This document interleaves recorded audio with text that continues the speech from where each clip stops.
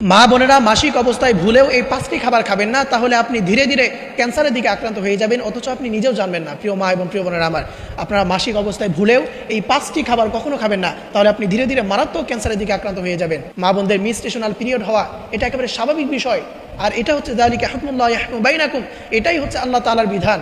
অনেকে লজ্জায় এটা বলতেও চায় না, জানতেও চায় না, অথচ এটা আল্লাহ তাআলার একটা বিধান, এটা স্বাভাবিক বিষয়। আল্লাহ রাব্বুল আলামিন তার হাবিবের মাধ্যমে জানিয়ে দিয়েছেন, ওয়ায়াসআলুনাকা আনিল মাহিদ কুল হুয়া আদা, হে রাসূল ইয়াসআলুনাকা আনিল মাহিদ, লোকেরা যদি আপনাকে হায়ের সম্পর্কে জিজ্ঞাসা করে কুল হুয়া আদা, তাহলে আপনি বলে দিন এটা হচ্ছে কষ্টদায়ক বিষয়, এটা অসুস্থতা, এই জন্য এটা লজ্জার কোনো কিছু নাই, এটা আপনাকে অবশ্যই জানতে হবে। একাধিক গবেষণায় দেখা গিয়েছে যে মাসিক অবস্থায় এই 5টি খাবার খাওয়ার কারণে অনেক মা বোনদের এই মারাত্মক ক্যান্সার হয়ে গিয়েছে। এই জন্য প্রিয় মা এবং প্রিয় বোনেরা খুবই সাবধান, 5টি খাবার কখনো খাবেন না। দুধ, চিজ বা দই, এই 3টি খাবার আপনারা কখনো খাবেন না। দুধ, চিজ অথবা দই, এই 3টি খাবার কখনো আপনি মাসিক অবস্থায় খাবেন না, কারণ এই 3টি খাবার ভিতরে এমন কিছু হরমোন রয়েছে যে হরমোনগুলো আপনি যদি অসুস্থ অবস্থায় খান, তাহলে এই সময় আপনার শরীরটা অনেক দুর্বল থাকে, এই সময় আপনার শরীরের উপর অনেক ইফেক্ট পড়তে পারে। এই জন্য আপনি দুধ, চিজ বা দই এগুলো আপনি খাবেন না। এগুলো অনেক উপকারী জিনিস, এগুলোর ভিতরে অনেক হরমোন থাকে, কিন্তু এই দুর্বল অবস্থায় যদি আপনি খান তাহলে আপনার উপর অনেক বেশি ইফেক্ট করতে পারে, যেটা আপনি ধারণ করতে পারবেন না।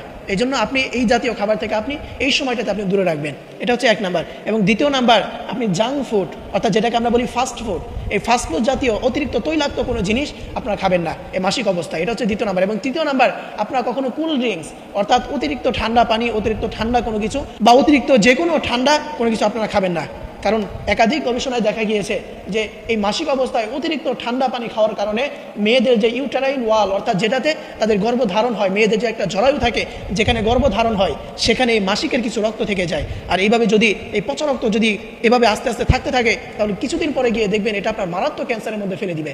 এই জন্য আপনি কখনো অতিরিক্ত কোল্ড ড্রিঙ্কস কখনো খাবেন না, এটা হচ্ছে 3য় নাম্বার। এবং 4র্থ নাম্বার, আপনার শশা খাবেন না। শশা খাওয়া ভালো, কিন্তু আপনি এই অসুস্থ অবস্থায় কখনো খাবেন না। এবং 5ম নাম্বারে, অতিরিক্ত লবণাক্ত কোনো জিনিস আপনারা খাবেন না, বেশি বেশি লবণ খাবেন না, যথাসম্ভব আপনারা চেষ্টা করবেন লবণাক্ত জিনিস থেকে এড়িয়ে চলতে। এই 5টি জিনিস আপনারা কখনো এই মাসিক অবস্থায় খাবেন না প্রিয় মা এবং প্রিয় বোনেরা আমার, তাহলে আপনি আস্তে আস্তে ক্যান্সারের দিকে আক্রান্ত হয়ে যাবেন, অথচ আপনি নিজেও জানবেন না। আল্লাহ তাআলা আমাদের সকল মা এবং বোনদেরকে এই বিষয়গুলো বুঝে এই অসুস্থতার সময় আমাদেরকে আল্লাহ তাআলা সহজ করে দিক। সকলেই পড়ি আমিন।